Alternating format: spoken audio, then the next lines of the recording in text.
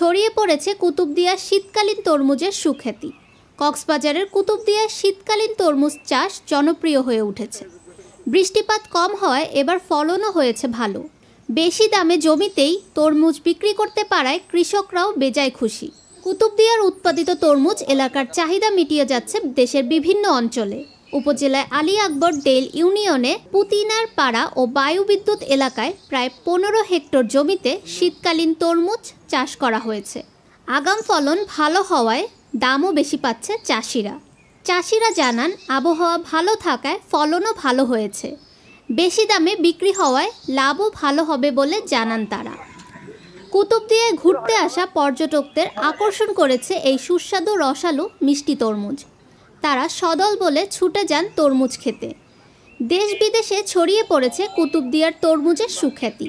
স্থানীয়রা জানান, দাম একটু বেশি হলেও তরমুজ গুণগত মানে মিষ্টি হওয়ায় চাহিদাও রয়েছে ভালো।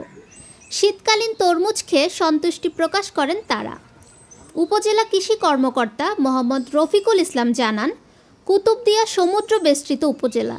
এখানে শুষ্ক জলবায়ুর প্রভাব থাকায় এবং পরিপূর্ণ সূর্যালো পাওয়ায় কুতুবদিয়ার শীতকালে তরমুজ চাষ ভালো হয় বলে জানান তিনি। কুতুবদিয়াতে যে পরিপূর্ণ সানলাইট বা সূর্যালো পায়, আর তরমুজ কিন্তু সূর্যালো পছন্দ করে, এজন্য কিন্তু এই তরমুজের অন্যান্য জায়গার চেয়ে এই মিষ্টতাটা বেশি হয় এবং এই অফ সিজনে তরমুজটা হয়।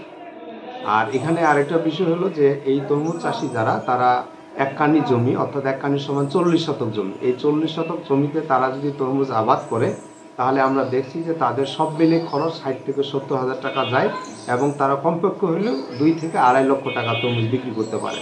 তাহলে 4 মাসের মধ্যে কিন্তু এটা একটা কৃষকদের জন্য আসলে চমৎকার সময়, যে মাত্র 4 মাসের মধ্যে 1 বিঘা জমিতে তারা 1 থেকে 1.5 লক্ষ টাকা পর্যন্ত কিন্তু লাভ করতে পারে। এই সময় শীতকালীন তরমুজ চাষের উপর গুরুত্ব দিয়ে তা ব্যাপক সম্প্রসারণের জন্য আহ্বান জানান স্থানীয়রা। আমাদের এই কুতুবদিয়ার আলী আকবর ডেলে যে তরমুজগুলো উৎপাদিত হচ্ছে অসম্ভব মিষ্টি। এত মিষ্টি তরমুজ আমি অতীতে কখনো খাই না।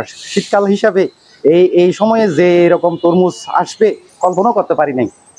কুতুবদিয়ার একেবারে সাগরের দক্ষিণ কোল ঘেঁষে অবস্থিত আলী আকবর ডেলে পুতিনের পাড়া এবং তাবলেশ্বরে এই তরমুজ উৎপাদিত হয় প্রতি বছর এবং এটা একটা অত্যন্ত সুস্বাদু।